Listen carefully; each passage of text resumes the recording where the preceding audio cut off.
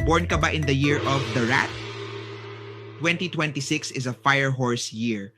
And for rats, it's a year of moderate energy with a mix of challenges and opportunities. Hindi ka sa spotlight tulad ng horse, pero may chance ka mag-grow at mag-level up kung smart ka sa timing. Ang theme ng taon, adapt, plan, and stay alert. Career and work, asahan na maraming pagbabago at challenges, lalo na sa trabaho. May tsansa na matest ang skills mo. Smart rats, madaling makaka-adjust at makaka-survive sa tough competition.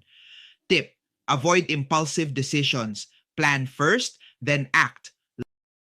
Love and relationships. Singles. Potential love sparks, pero slow pacing lang, wag madaliin. Couples. Communication is key. Firehorse energy can cause misunderstandings kung hindi careful. Money and finances. Financial growth is steady, pero avoid high-risk investments this year. Smart saving plus careful spending at better stability. Watch out for unexpected expenses sa unlucky months. Health and energy. Pay attention sa stress and minor illnesses. Regular exercise at mga healthy routine tulad ng tamang sleep at pag-iwas sa unhealthy diet will help maintain energy. Avoid overworking, especially sa sensitive months. Lucky colors para sa rat, blue, black, silver. Lucky directions, west, northwest. Lucky months, February, April, May.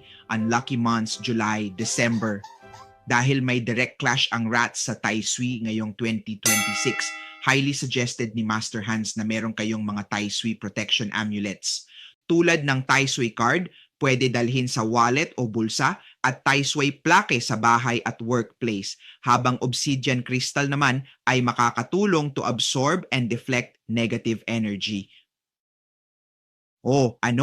Mga kahanswerteng rat, kung kailangan nyo ng more at in-depth guidance para sa tao ng Firehorse, magpa-schedule na ng reading or pa-feng shui ng bahay o tindahan sa one and only Master Hans Kua. DM nyo ako!